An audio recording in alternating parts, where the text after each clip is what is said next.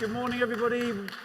Welcome. My name is Matthew. I'm the lead pastor here. If you'd like to take a seat, that would be great. Thanks so much for coming this morning. We're going to let the children head out now. So elementary age children will be heading out on this direction, that door. Preschool over on this side.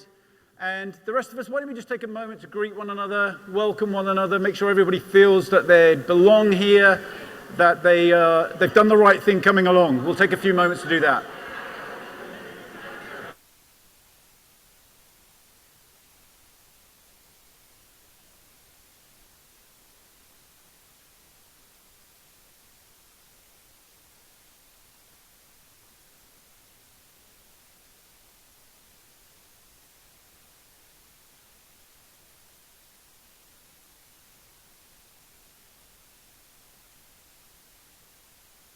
Okay, again, welcome everybody. We're in a season called Lent at the moment. This is the second Sunday of Lent, and our theme throughout this series is food and enjoying food and coming together and supporting and encouraging one another around food. That's not really a tradition in Lent. Normally it's fasting and that kind of thing, but we're turning the tables a little bit. And the other theme is justice. And actually today, our theme is food justice. So it's kind of combining those two things very, very directly. And we're going to look at the whole issue of food and how sometimes the distribution and the access and availability of food can be actually very unjust. Jesus, who we're followers of Jesus here, he was really into food. He was even accused of being a glutton and a drunkard, which I think was probably a false accusation. But I think what it shows is that Jesus really enjoyed his food and liked his wine, right? So maybe he would be in good company here with us. But Jesus loved food. Jesus also had a lot to say about food. Very famously, he said in Matthew 25, maybe we look at this scripture, then the righteous will answer him, Lord, Jesus is telling a story here. When did we see you hungry and feed you, or thirsty and give you something to drink? When did we see you a stranger? That word in the Greek there is xenos, could be translated foreigner or alien, and invite you in, or needing clothes and clothe you. When did we see you sick or in prison and go to visit you? The king will reply, truly I tell you, whatever you did for the least of these brothers and sisters of mine, you did for me. So Jesus there is talking about justice around multiple issues, but including food. So Jesus was very practical, very real. That's just one example of how Jesus approached this issue. Now, Jesus also talked about food metaphorically.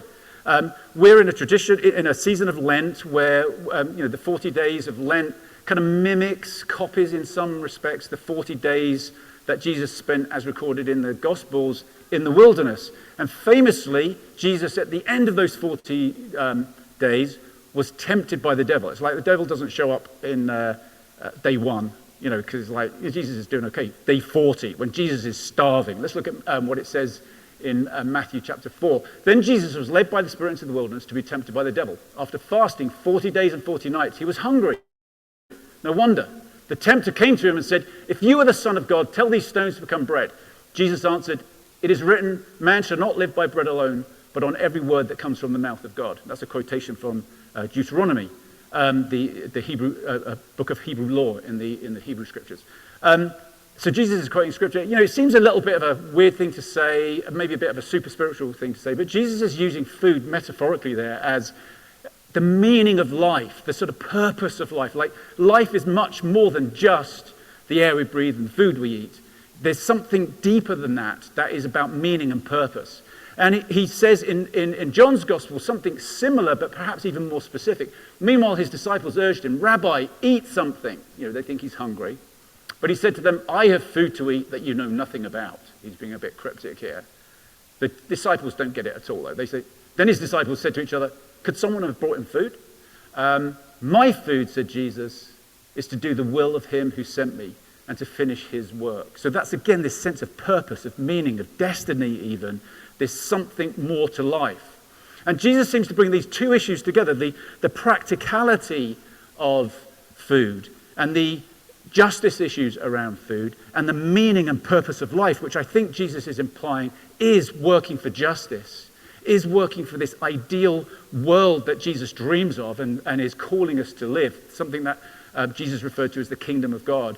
In Matthew 5, verse 6, in the Sermon on the Mount, this famous sermon of Jesus, he says, "Blessed are those who hunger and thirst for justice, for they will have their fill." So it's bringing together do we desire justice? Is that the meaning and purpose, or a meaning and purpose in our lives? And the implication is, if that is true, if we're hungering and thirsting for those things, we will have our fill. We will be satisfied, because the implication is justice is possible, right? It's like saying, if you're hungry, that's a good thing because you're going to be satiated. That implies there's food to eat. If we're hungry and thirsty for justice, the implication is justice is possible if Jesus then says, you shall have your fill. So Jesus seems to bring these two issues of justice around food and the meaning and purpose of life together in the Beatitudes. That's the fourth Beatitude. Now, the early followers of Jesus, the early church, inherited this tradition of Jesus, this passion of Jesus for justice around food. In the book of James, and traditionally the authorship of this book is ascribed to James, the brother of Jesus. Here's what James says, chapter 2. "Suppose a brother or sister is without clothes and daily food.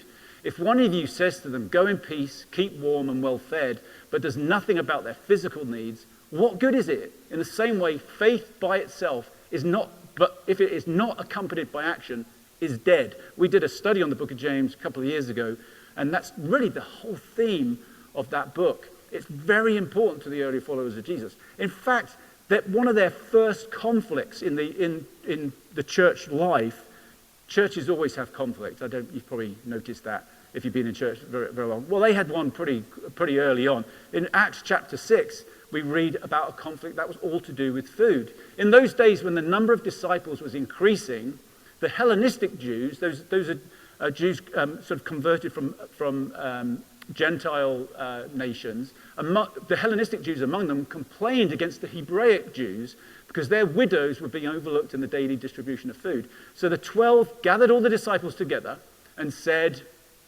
"It would not be right for us to neglect the ministry of the word of God in order to wait on tables. Brothers and sisters, choose 7 men from among you who are known to be full of the Spirit and wisdom. We will turn this responsibility over to them and will give our attention to prayer and the ministry of the word." So a little bit patriarchal, right? So they're sort of, firstly, they've opted out of serving at tables because we've got to study the word and pray. Also, it's all handed over to even more men, the responsibility. But they're actually, and we'll talk about in inherent patriarchy in some of the scriptures in a moment. But the point is that there's a complaint and they actually do something about it, which is, I think, really, really great. But it's around the issue of food and injustice in how food is being shared, and injustice around how food is being distributed. So you see this very clearly in the history, the very beginnings of the church. And in a way, it's not surprising that Jesus was motivated this way and that the church was motivated this way, because it's a tradition in the Hebrew nation and in the religion of Judaism that Jesus was part of. We read, for instance, if we go to Leviticus, we don't often quote from Leviticus, but if we go to Leviticus 25, we read, I think, quite a radical piece of scripture as part of the Hebrew law. It says, "In addition, you must count off 7 Sabbath years, 7 sets of 7 years, adding up to 49 years in all." They were big into numbers. "Then on the Day of Atonement in the 50th year, blow the ram's horn loud and long throughout the land. Set this year apart as holy, a time to proclaim freedom throughout the land for all who live there. It will be a jubilee year for you, when each of you may return to the land that belonged to your ancestors and return to your own clan. This 50th year will be a jubilee for you. During that year, you must not plant your fields or store away any of the crops that grow on their own, and don't gather the grapes from your unpruned vines. It will be a jubilee year for you, and you must keep it holy, but you may eat whatever the land produces on its own. In the year of Jubilee, each of you may return to the land that belonged to your ancestors." So there's a lot of repetition there, making sure that we get it.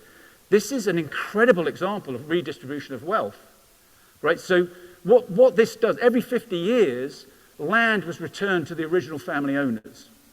And that might in some ways seem very, very unfair, but what it's doing is saying here, I think, is that built into the Hebrew law is an element of justice that is something I think we would probably really struggle with today, which is the redistribution of wealth, the redistribution of the means of production of food, which is land, right? So it's saying, look, okay, people are going to accumulate wealth. Land is going to be accumulated. Land is going to be lost due to circumstances. But every 50 years, we're going to just level the playing field again and make it fair, make it just for everyone. Now, I don't know administratively what a headache that must have been to do. And there's actually not a huge amount of evidence that they actually did it, right, for obvious reasons. But the point, that's just to be honest, right, but the point is, the implications are, the intent is the redistribution of wealth, right? It's saying, look, people are going to accumulate wealth. It's going to happen. And we're not just going to rely on the kindness and benevolence of wealthy, powerful people to help those who don't have. We're going to actually build it into the system to redistribute that wealth. And, you can think of modern day examples of that are being called for and perhaps are not happening. And think about it in terms of our own accumulation of wealth as people who are following somebody who grew up with this being part of the tradition, this being part in the psyche of the people. So now let's be honest. It's not all. We don't see this in all of Hebrew Scripture, right? In the modern day, I think we have a similar kind of approach to food justice, perhaps. This issue of justice that came from the Hebrew tradition. There's a word actually, tzedakah. Maybe you can put that one up, Greg. The Hebrew word tzedakah, which is also, it's not just a word, it's a tradition in the Hebrew tradition, which I think in some sense kind of extends into the modern day, certainly within Judaism in the modern day. And the interpretation of that word is justice, right? It's justice. But often in the Bible it gets translated as almsgiving or charity. And that's not really what justice is about. It's not just based on benevolence. It's about changing the system. Jacques Diouf, who was the former Director General of the United Nations, he's passed away now, Senegalese chap. He was the Director General of the United Nations Food and Agriculture Organization. He said, hunger is not an issue of charity. It is an issue of justice. And so in some respects, the Hebrew Bible and what's there is ahead of its day. But as I was saying, let's be honest, there are also laws in the Hebrew Bible, if we read the Hebrew Bible, and if we read the Christian scriptures, the same applies, that are really not that just, right? And I'm not going to get into that now, but there are laws that are quite shocking to us. Laws about slavery, laws about women, laws about all kinds of things that kind of, you think, really, that's what they're saying? So we have to bear that in mind. And, I think this is the reality of how do we read Scripture. Ruth was talking last week about different ways of reading the Elijah story in the book of Kings. And one way of reading Scripture is we read things that sound very nationalistic, very xenophobic, very imperialistic even. And that sort of underpins things like chauvinism and white supremacy if we take them literally. But there are also other laws like the one we just read about Jubilee that are all about justice and looking after the poor and building into the system opportunity for the poor that are beautiful. And so the question is, what do we do with these tensions? And I think it's a little bit like Jesus again in the Sermon on the Mount. Jesus said, "You have heard it said X, but I say this." So in other words, you've heard it said, love your friends and hate your enemies. But I say, love your enemies and pray for your enemies. So Jesus is actually saying, look, the traditional interpretations of some of these scriptures leads to a very dark place. But I'm saying there's another way of looking at it, another way of interpreting that. And in some ways, we all end up picking a lane, right? I don't want to sound crass about it. But it's like, do we want more nationalism, white supremacy, chauvinism, misogyny, or do we want more life, justice, health, beauty, creativity? And we choose. And I think what we're doing, like Jesus, is choosing how we're going to interpret this. Now, we need to be careful with that, obviously. But I want to just be honest about, if we read through the book of Leviticus, we see some beautiful things. We also see some very dark things. And we have to wrestle with that.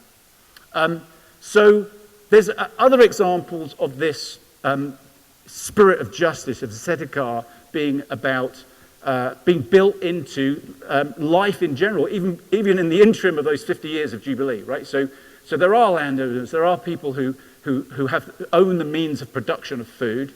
And in Leviticus and Deuteronomy, there's laws to those people. I mean, we could just look at those, Greg. When you reap the harvest of your land, do not reap to the very edges of your field or gather the gleanings of your harvest. Leave them for the poor and for the foreigner residing among you. I am the Lord your God. Similar kind of thing in Deuteronomy. When you are harvesting in your field and you overlook a sheaf, do not go back to get it. Leave it for the foreigner and the fatherless and the widow, so that the Lord your God may bless you in all the work of your hands. So here's, I think, the concept of, if you want to be fair and you want to be just and you want to be generous, you're probably not going to be super efficient. Like, we might choose to put a high emphasis and import on efficiency, but it's not necessarily going to lead to a more just, kind, and generous approach to life, right? We might be experiencing some of that now. But rather, what this is saying is, don't be so efficient that you go right up to the margins and just get everything you can. But leave room for people. We get a great example of this in the book of Ruth. But Ruth is a book that appears probably in our Bibles, which are Christianized, even the Hebrew scriptures. It appears in the historical books, but it's actually a book in the Hebrew tradition, in the writings, in the more poetic section. Which I think means it's probably not necessarily a literal story or actual fiction, but it's just a story that tells us about all kinds of amazing things. And in that book, there's a couple of women. There's more than two women, but a couple of women who've lost their husbands, and the story is all about how they work actually within a very patriarchal system to get justice. So it's again these tensions of there's this overarching patriarchal system within which there's this struggle for justice. It's a beautiful story. Most scholars would say it's one of the most beautiful books from a literary point of view in the Bible. You could read it in about 10 minutes. I'd really recommend giving it a read, tonight or during the week. But in chapter 2, Ruth has gone back to her mother-in-law's. Ruth is a Gentile. She's from Moab. She's gone back to her mother-in-law's country, which is in Israel. And she goes to a field to glean, to get some of these leftover crops from the margins. Now, Naomi had a relative on her husband's side, a man of standing from the clan of Elimelech, whose name was Boaz. And Ruth the Moabite said to Naomi, "Let me go to the fields and pick up the leftover grain behind everyone in whose eyes I find favor." So there's gleaning happening in the context of a very oppressive system, a system where land is owned by certain people. It's in the hands of a few. Again, I would really recommend reading it. It's full of all sorts of intrigue. Boaz starts leaving extra sheaves behind for Ruth. He obviously likes to look at Ruth. There's a bit of hijinks on the threshing floor. It's a really good read, right? So 4 chapters, that's all it is. But here we have this great example of gleaning, okay, leaving room at the margins. And I think we've got some pictures here. This is one from a depiction of Ruth, a very demure sort of picture. It continued gleaning. The tradition continued in many countries, including in Europe, well into the 18th, even 19th centuries. This is a pretty famous picture of people gleaning. You think about it perhaps in the modern day. It's a little bit like, I think, of how farming is shifting slowly back to or away from monocultural farming, where there's just acres and acres of the same crop with no margins in between. It's shifting more back to smaller plots with hedges and boundaries and margins that are left untouched so that nature can thrive, so that pollinators, pollinating insects can thrive. And as an example of that, we have to transport bees all over the country because the pollinators are dying out and there's no place for them to hang out. We have to transport bees all over the country to pollinate crops like almonds and that kind of thing. And that spread all sorts of diseases around amongst bees and has decimated the population. But that's returning, the population is returning, it's partly because of leaving room at the margins for wildlife, for nature. Similar kind of principle. Also in the modern day, we have the issue, I think, of ugly fruit, right, or ugly veggies, where, rather than throwing it away, kind of leave it at the margins, make it available to people, because it's not necessarily all that ugly. I mean, we are so privileged, we don't want to buy a carrot like that, right? We're worried about what it looks like, forget what it tastes like. But some of them aren't all that ugly. I think we've got some other examples here of a little penguin, a bent pear. Black pear might not get sold because it's too bent. We have also some a little baby eggplant there, and a little more grown-up eggplant there. So I don't know whether these are photoshopped, to be honest, but we've got some of those. But another modern-day example of this would be not quite as demure as gleaning, but dumpster diving. Has anybody ever gone dumpster diving? Yeah, I've not actually dumpster dived myself or dumpster dove, but I have had produce from dumpster diving. That's been shared with me. But there's organisations that go dumpster diving and distribute the food to the poor. This is one particular organisation. So this is all from a dumpster, and this guy, he's based out in California. Maybe we can do the next slide, Greg. So there is donate, don't dump. In other words, the stuff that's at the margins, it's out of date, or it's not good enough, or it looks ugly, gets thrown away. Rather than just why don't we just not worry about efficiency and just give these things away? So I think modern day examples of gleaning. Okay, I'm going to pause it there. I just wanted to give a little bit of background to how important food justice is in our tradition as followers of Jesus. It was important to the people who went before us because it was important to Jesus. It was important to Jesus because it's important in his heritage as a Jewish man, and he brought us this food justice. He brought it to life in the things that he taught and the way that he lived. So we've got a real treat this morning because I'm going to invite Tina Mather up to share with us. She's going to share some of our history with food justice here at Cedar Ridge. I mean, it's been going on for quite some time, and it's, I think, a really rich history. And she's also, after she's shared a little bit, she's going to interview Jenna Umbriack, who works for one of the partner organizations we have, that especially to do with our farm, and that's the Manna Food Center. So let's first of all welcome Tina. Where is she? Let's welcome Tina.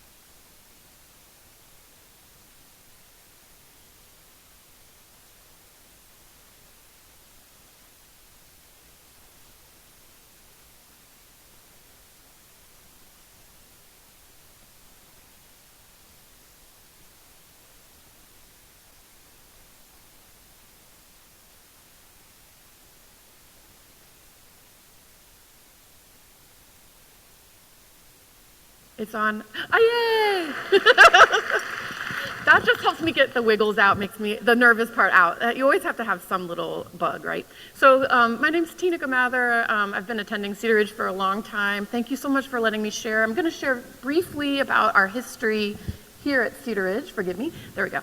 And then I'm going to bring up my friend Jenna, who's going to do all the main talking. And so I'm very excited to have her. The problem of hunger in our region is pretty complex. So we have a quick video clip we're going to show, and then we'll get into the thick of it. There it goes. How do we measure our region's progress? In new businesses? Better infrastructure? More restaurants? What if those things don't tell the whole story? Our region has some of the greatest wealth and influence in the country. But in the middle of that, hunger is living right nearby. It's robbing over 1.2 million people of their potential. That's a big problem all on its own. But it also makes other big problems even worse, like the fact that some parts of our region have an unemployment rate 5 times the national average, and an infant mortality rate on par with some developing countries. If you're a 10-year-old growing up in some of the lowest income neighborhoods in our area, your life expectancy could be 30 years lower than another child living just 10 miles away. Not exactly what we'd call progress, right? But what if something better is possible? What if that 10-year-old was getting the good food she needed right from the beginning, allowing her to stay healthy, concentrate, and achieve in school? What if her parents had the energy they needed so they could support her as she grew? What if food was combined with other services, like education, healthcare, and job training that helped put her on a path to a longer life expectancy and a lifetime of success? It turns out something better is possible, and together we have the power to make it happen. For over 4 decades. So that was from the Capital Area Food Bank here in the region. Some of you might be familiar with that organization. And we're going to share some graphics, kind of as Jenna and I talk, that come from the Capital Area Food Bank 2024 Hunger Report. And some of the statistics are going to be a little daunting this morning, but we're going to kind of be challenged to learn more about the issue. We're going to hear from one of our community partners who's working right in the field and has a long history and experience who can share with us. And then we're also going to challenge you with some action items. One caveat I wanted to mention is I am not currently facing food insecurity in my current financial picture. I have as a child. Steve and I have as a couple. And so as we talk this morning, we might feel like we're talking about a topic that's a little removed, or we're going to get kind of talking about it from a bird's eye view.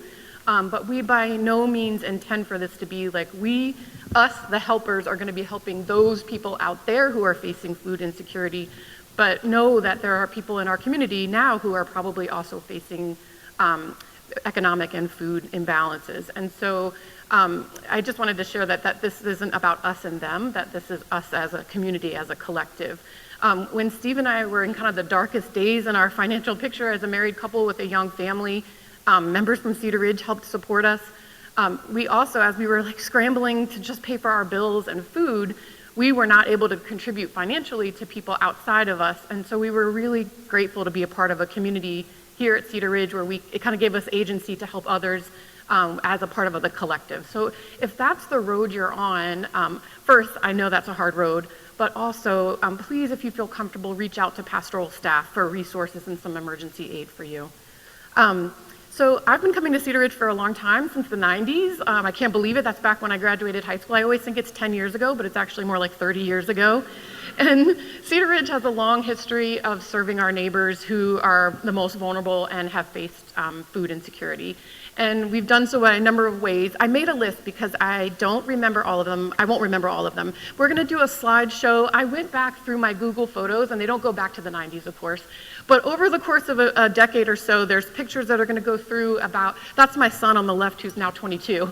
But we're, there's Will and Eamon. We've been really trying to use our property and our resources to serve those who are most vulnerable around us. And there's a couple ways we've done that. I don't know if Johannes Ford is here, but way back in the day, we used to partner with the Salvation Army Great Patrol, and we served meals across the DC area. Greg Manson remembers, he just raised his hand in the back.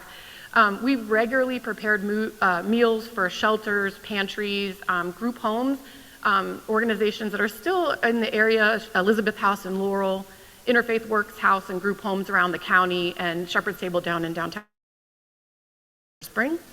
I don't know if some of you remember this either. We used to host a farmer's market here on the property, and we had local farmers who came, and we had like a small hub for about 2 seasons.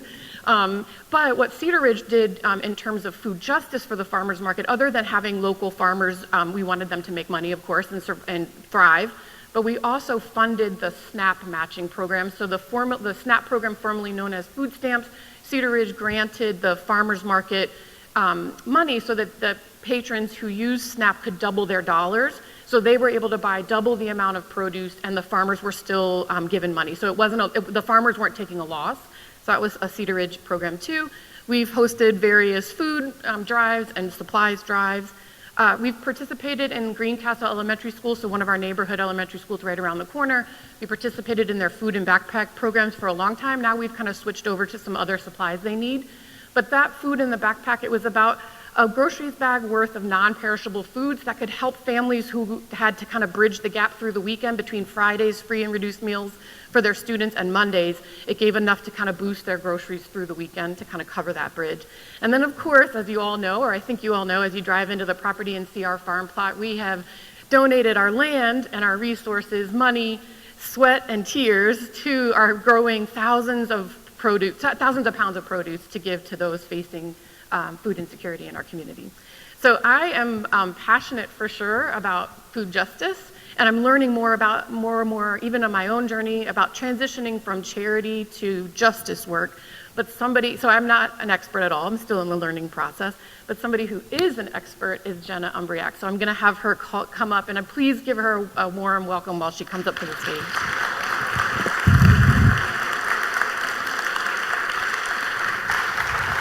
I'm gonna hug you. Let's see if this mic is working. Yes, I think it is. Okay.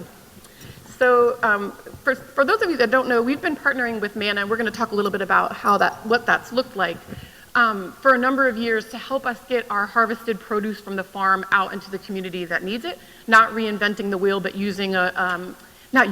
collaborating with an organization who does this on a regular basis. And we've learned a lot from Manna's model. So first I want you to introduce yourself, and then kind of introduce us to Manna Foods' mission and what you do, and then what your role is there. And we'll have a couple of slides go. We'll prompt the slides as we go. Hopefully you can read them. I know on my computer they looked amazing. On the screens you'll see how they look. So welcome, Jenna. Thank you. It's so nice to be here. I love coming to speak. If anyone at work would know, they know I love to have a microphone on my lapel or in my hand.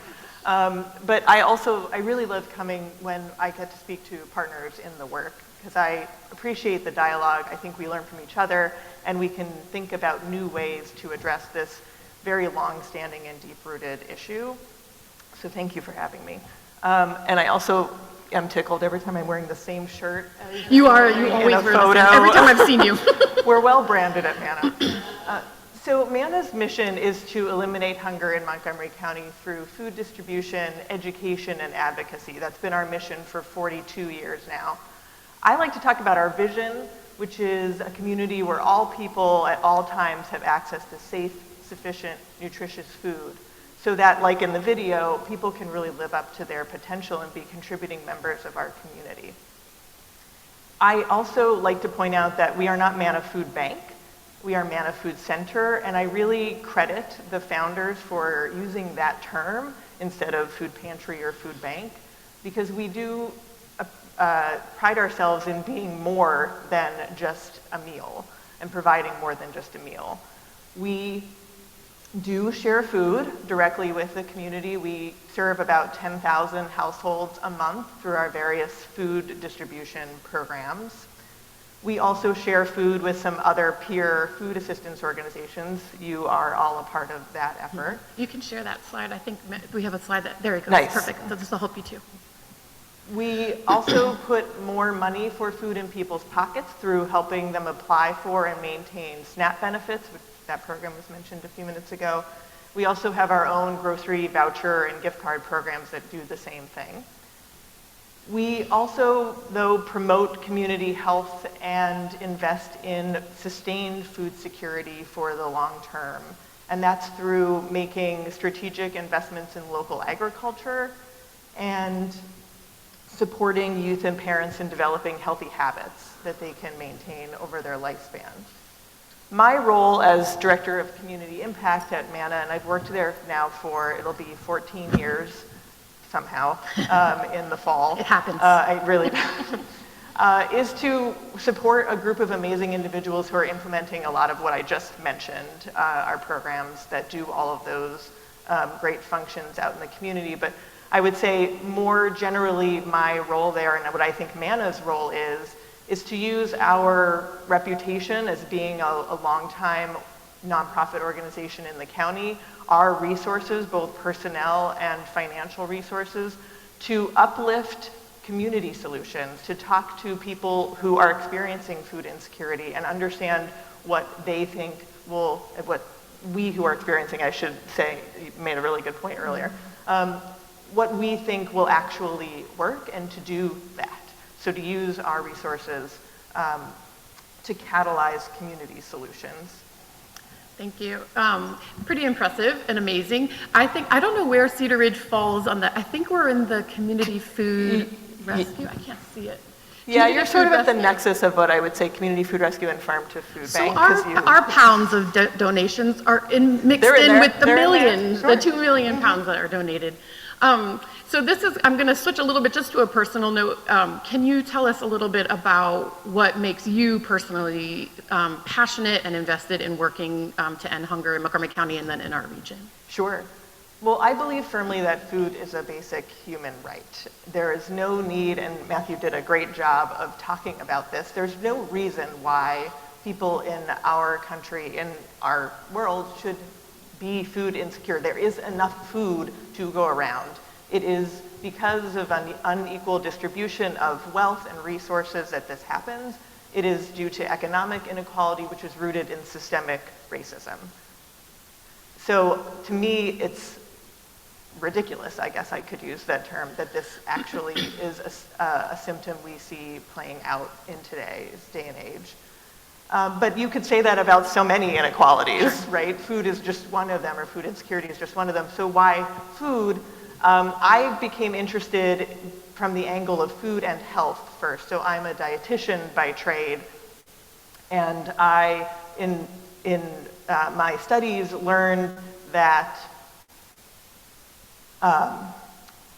I wanted to do more to make sure that healthy food was available to everyone, no matter what your zip code. And the Capillary Food Bank video did a great job of sharing that even 10 miles away from one another, you have these two very disparate experiences. And I wanted to do what I could to transform. I was very idealistic when I first started. I will transform the food system. I will become a dietitian and everyone will listen to me. And now I spend more time telling people, like, what is a dietitian and what am I doing in this space? But also because food has this amazing power to bring people together. And that was a draw for me as well. And it has the power to not only heal our communities in that way and our own bodies, but to heal our earth. So I just see this unending power of food, and that has attracted me. And lastly, why Montgomery County? If any place can do this, we can. You heard me speak about MANA's responsibility because of the resources we have. Montgomery County is still very rich in resources. The goodwill of the people who live here, the infrastructure and the goodwill, honestly, of the county government, and the monetary resources. So if any community can do this, I feel like we can. I agree. So we're going to kind of transition over to some statistics. Now, I'm sorry, the text is small, but we'll walk you through it a little bit. And then we have some graphics that we're going to kind of share about the county. So that's a good question. And that, even as I was talking, I was telling people at work that I was going to be sharing at church, and they were like, but you live in Montgomery County. Like, Montgomery County's fine. But actually, and we'll see with some of the slides that we're going to talk about, the statistics in Montgomery County are actually surprising if you're not working in the field, or you may be surprised. They're surprising to my coworkers and myself as I'm like learning a little bit more. And we kind of will broaden out a little bit to our region, just a relatively wealthy region in comparison to the nationwide, cost of living, housing, everything. But really pretty high percentage of people that are facing food insecurity. So I'm going to let you kind of go through these and as you can, and then we'll kind of go through a couple of slides and then talk about what we can do. Sure. And so this comes from the Capillary Food Bank Hunger Report, which, if you haven't ever seen it, it's really nicely laid out and isn't kind of a boring report to read through 100 pages of text. It's got infographics and videos along the way. But this number still shocks me. When I started working at Manna 13 years ago, the number was 6%. And we had put together a plan in 2017 to bring that number down even further. I think we were aiming for 5% or something like that. Obviously, the pandemic really changed the landscape. And then after that, despite the little blip, or the downturn in the rate when the federal government put out all those stimulus funds and people were getting maximum SNAP benefits, we did see the percentage go down. And then, of course, when those resources went away, the number skyrocketed again. So percentages are good and useful. This is roughly 350,000 people in Montgomery County that experienced food insecurity in 2024, and it's 27,000 children. So those are kind of staggering numbers. It disproportionately impacts people of color. That is not surprising based on what I think you all understand as a congregation and what I said earlier about the root causes of food insecurity. Food insecurity is a symptom, right, of greater inequalities. So I did say this specifically, so during the pandemic, there was actually a 50% increase in the number of people experiencing food insecurity. Now, what I said about Montgomery County as being a unique community, though, that was matched by about a 50% increase in the number of organizations providing food assistance. That certainly made the landscape of food assistance a little bit hard to coordinate and collaborate with, but it shows you just how well we respond when we see people in our communities that are struggling. So we pulled a couple of slides from the Capital Area Food Bank Hunger Report, and like Jenna said, it's actually a fascinating read. As we give some resources at the end of the talk, and in your bulletin, or on the QR code on the back of the chairs, we'll have links to things that we're talking about. We'll share statistics, so you don't have to take pictures or memorize it. Yeah. So let's go. So this slide is actually, it's very similar to Montgomery County's numbers, but this is on the DMV, the DC region as a whole. So still pretty daunting statistics. 17% are food insecure, 20% or so are severely food insecure. So really looking for like when the next grocery bill can happen, when the next meal can happen. And then if we go to the next slide, I wanted to share this one. This is a kind of a picture of what the DMV looks like as a whole. So the text is a little small, I'm sorry. Prince George's County, unfortunately, is more impacted than Montgomery County, but if you look at Montgomery County, Fairfax, Arlington, Alexandria, some of these counties that we just, I think, equate with wealth are right around the same boat, in the 20s and 30s. Montgomery County is the third from the bottom. Thank you, laser pointer person. That was amazing. Thank you. That 34%, same. So you can see we're not the worst, but we're definitely in the group, the same group as many of the other counties that are facing similar levels of food insecurity. And then on the next slide, this one helped me a lot. So I grew up in Burtonsville. I'm a Paint Branch Go Panthers girl. And I grew up, my mom makes fun of me that I'm never gonna go more than 5 miles away from the 29 corridor, which has been true. So this one is hard to see, I admit. But we were trying to show you the map of Montgomery County. So if you can see in that section where there's DC, that small, maybe the laser pointer can help me. That's DC there. Montgomery County is the county up and to the left. PG County is that swath on the right. Montgomery County is up and to the left. There's a dark section that kind of goes along the edge of PG County and Montgomery County that follows that Route 29 corridor. So we're talking areas like White Oak, Briggs Cheney, where I grew up, and Burtonsville, too, where I grew up. And then there's a swath that kind of goes over to Aspen Hill and Wheaton, another swath that goes up around Gaithersburg, Montgomery Village area, and then another swath, that large yellow, is actually Poolsville area, which was a little surprising to me. I don't know why, but I didn't expect that.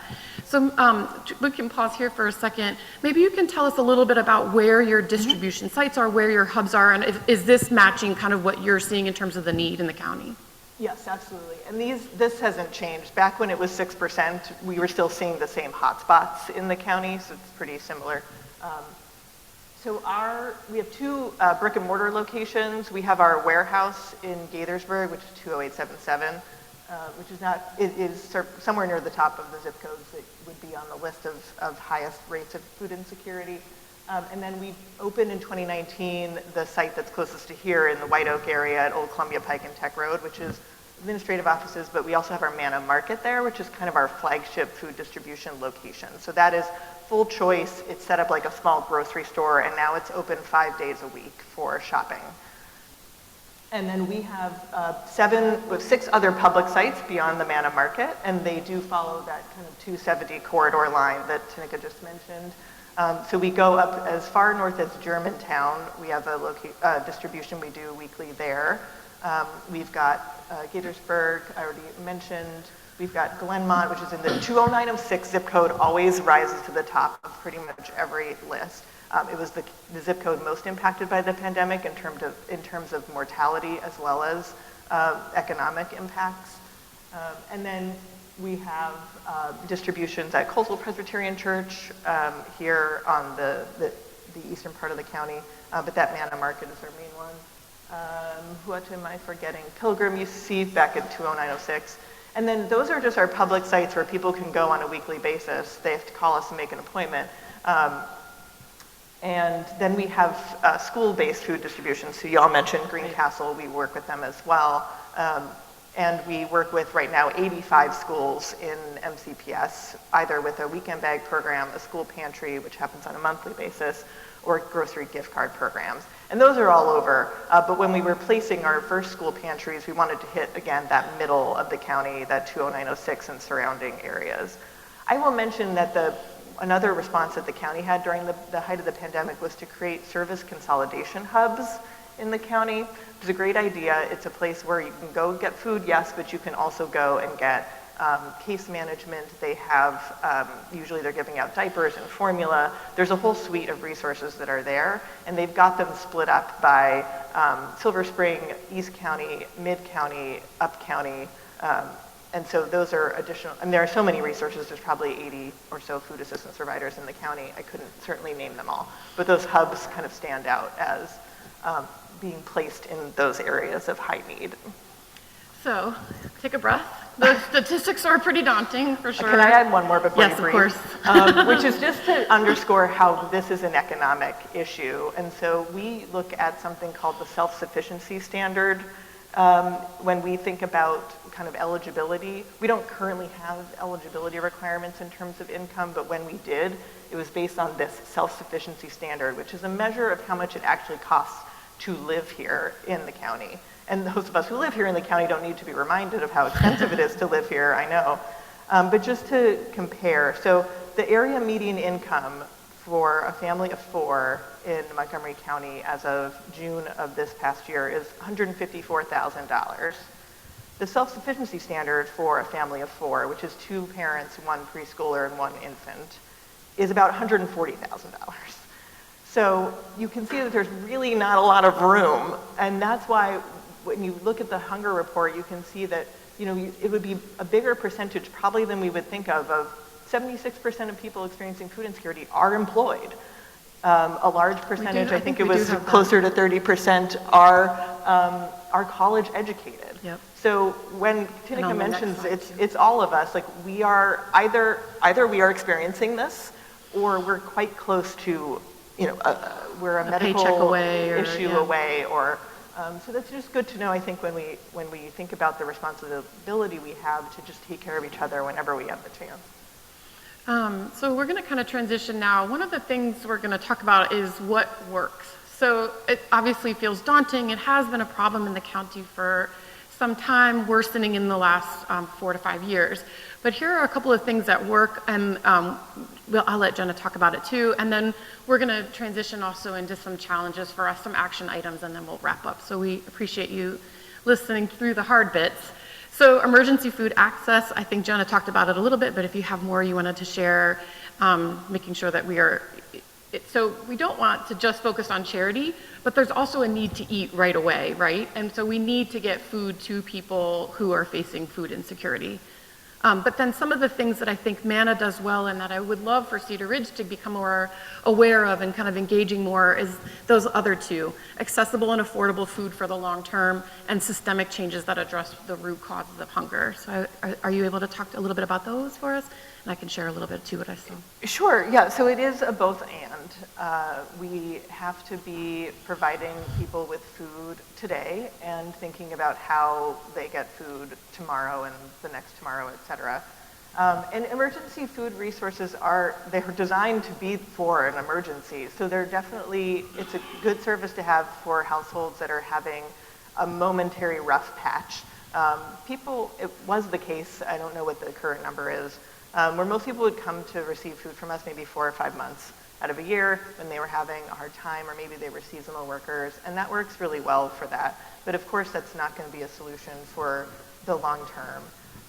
So we do a lot of advocacy. I think we're going to talk about, maybe, Yep. No, not now, okay. In a second. Or you can talk about it now. It's okay. And so we have, again, I think when we think about Manna's mission as food distribution, education, and advocacy, we know that addressing this problem starts with food, but it doesn't end there. So when we say education, yes, it's educating our participants and supporting them in utilizing the food we get, but it's also educating our elected officials, telling them about this issue, telling them that right now, it is the case that if you called Manna today, we would not be able to get you into one of those public sites I mentioned for 6 weeks. There are that many people calling to get food, and I told you we serve 10,000 households a month. We are doing a lot of advocacy around the county budget, which county executive what's that? It's tomorrow? It was released yesterday. Oh, released yesterday. The county executive's proposal for the budget was released yesterday. So we are doing a lot of budget advocacy amongst all of this cutting at every level. We are advocating strongly that we remain at least whole, at least don't take any of the resources we currently have, because that waiting list is just going to get longer. I'm not sure if I addressed what you wanted me to. Yeah, I mean, and then other things that we would push. Yes, the things that work. Yeah, the systemic thing, the things that work. So SNAP has been mentioned. I do want to mention SNAP again. One statistic that I always go back to is that food assistance providers, emergency food assistance providers, for every 1 meal we can provide, SNAP can provide 9. It's our current best tool to address food insecurity. And when the federal government threatens to cut $230 billion from that program over the next 10 years, that worries us, because it is right now an effective, could be better, but an effective tool that is in danger. So that's another angle of our advocacy right now. Things like the earned income tax credit help. So getting the trend, like things that put more money in people's pockets help. So you had mentioned, I think, employment and fair wages in your housing, just like yes, to all of that. I mean, anything that makes your expenses go down, your income go up, is going to do this, because it is an economic issue beyond anything else. The slide that's up right now kind of shows a number of the federally funded nutrition programs across the nation. These are, I think, primarily funded through the USDA, which under our current administration is under some significant cuts, and these programs are more at risk than others. SNAP, like Jenna mentioned, is formerly food stamps, and we're going to talk a little bit about SNAP as part of our challenges. WIC is Women, Infants, and Children's Program. Farmers Market Nutrition Program is similar to what we talked about, where the federal government actually subsidizes those who are using SNAP to double their dollars at farmers markets. National School Lunch Program you might be more familiar with, where there's funds that trickle down from the federal level to state and county that are able to help cover lunches and breakfast in Montgomery County, yay, and actually dinner in some of the high schools. And then the Commodity Supplemental Food Program is actually directed towards, I believe, those over 60 who are also on limited budgets and facing food insecurity. So these programs are at significant risk because of the current federal government climate. The budget that was just, in my opinion, unfortunately passed yesterday goes through September. So there's going to be significant cuts, increased need in the community, because, like, similar to our federal employees who have been let go, there's increased need, and now decreased federal funding to support those needs. And just to give you an idea of the numbers, and we're going to talk a little bit about this, SNAP, I think I don't know if you know, I didn't know the numbers before this week. It provides about $6 per person per day. So we're going to talk a little bit about what that means. And if you think about unemployment, another thing I learned as I've had friends who've been let go from the federal government, so talking about money in people's pockets and having a safety net, unemployment in the state of Maryland is capped at $430 a week. And that's if you're at the top earning level. So it's based on a sliding scale. As far as I know, I hope I'm not speaking incorrectly about this, but it's based on a sliding scale on your income. So if you were starting lower income, it's going to be lower than that. But if you just think through your budgets now in your own personal lives, $430 a week barely covers most rents in Montgomery County. And so those kinds of things that are at risk at the federal level are impacting food security. So this is one of the things we wanted to talk about. Jenna and I talked about this, and we'll explain what it is prior to making a plan for speaking with you. We don't want this to be hokey. We want this to be real, and so we'll explain kind of what this means. And there's history with the Montgomery County Council that did the SNAP Food Challenge. It's coming up this week.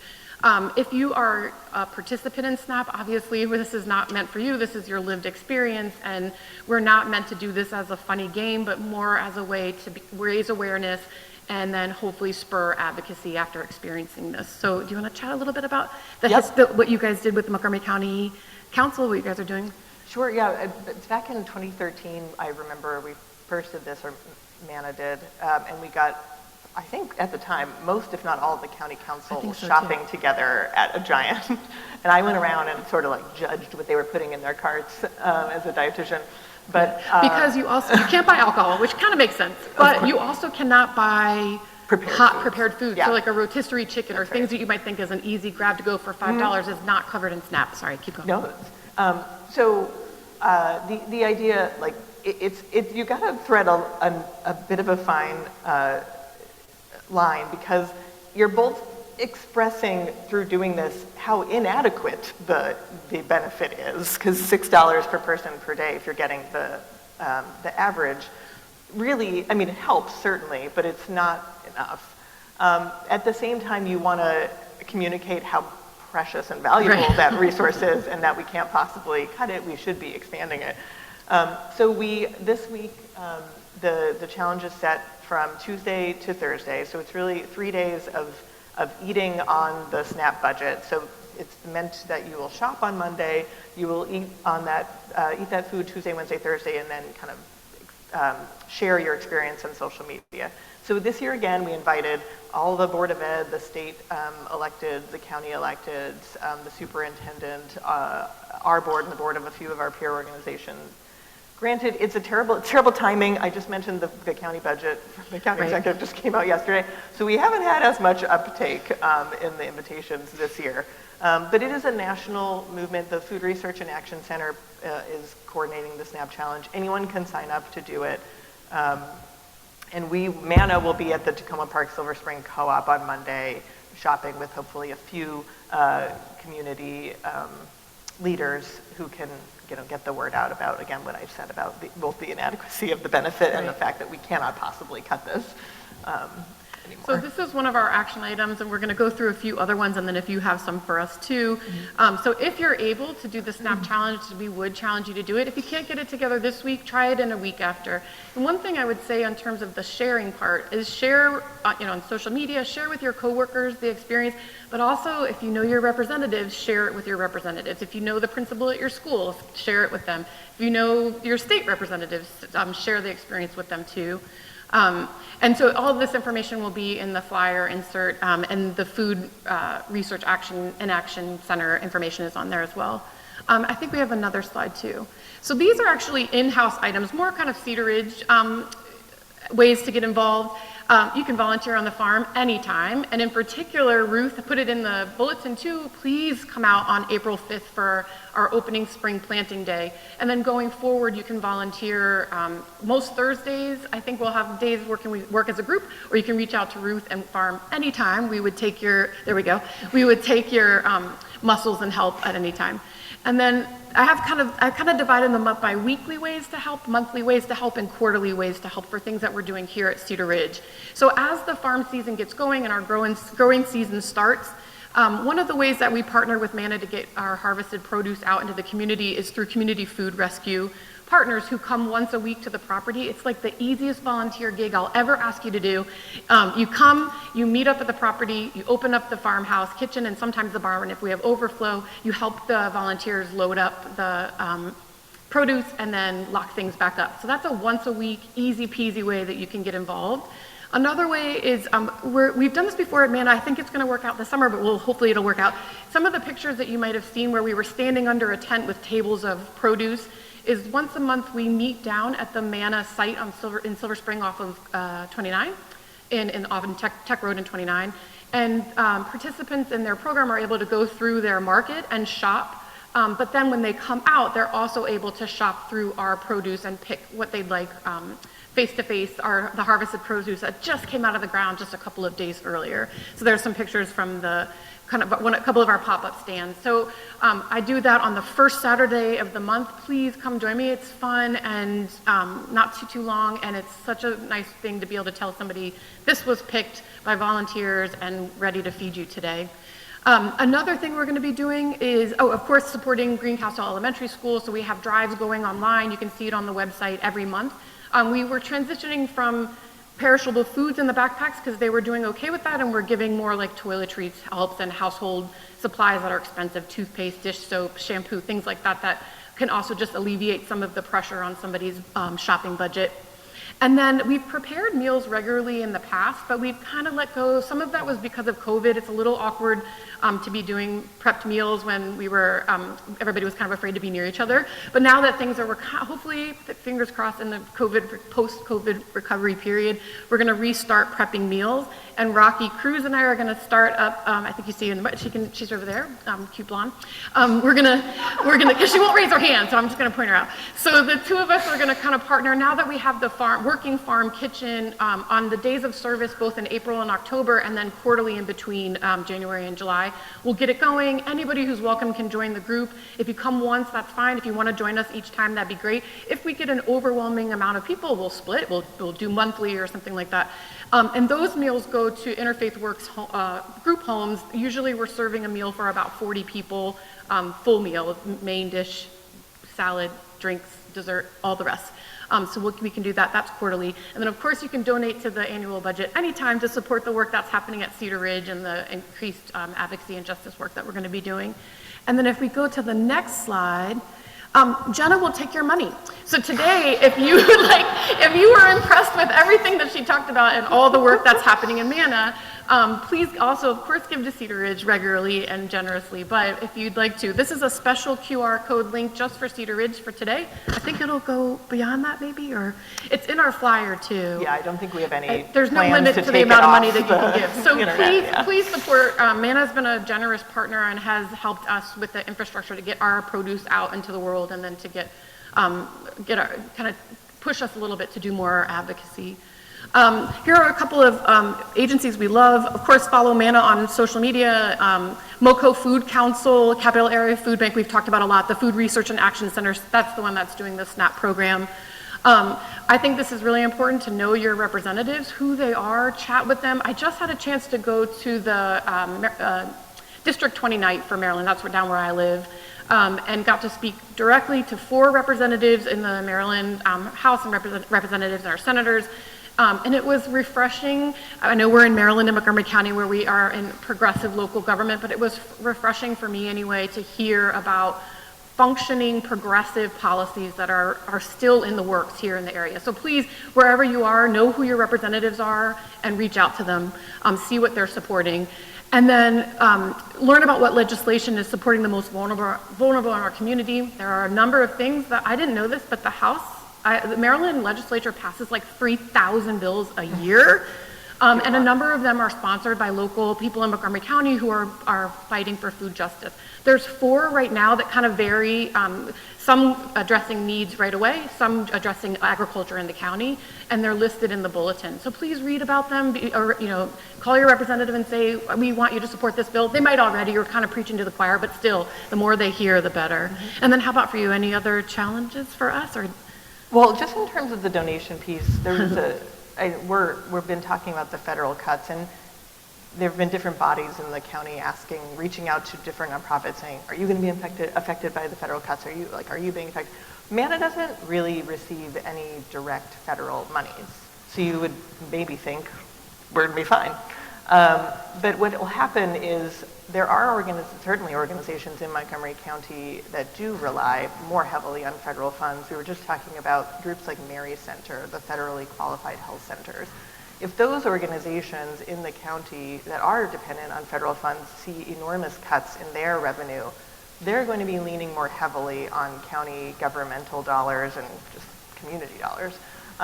And so the pot we have will just get divided up more and more. So this is a particularly important time to donate if you are able to do so.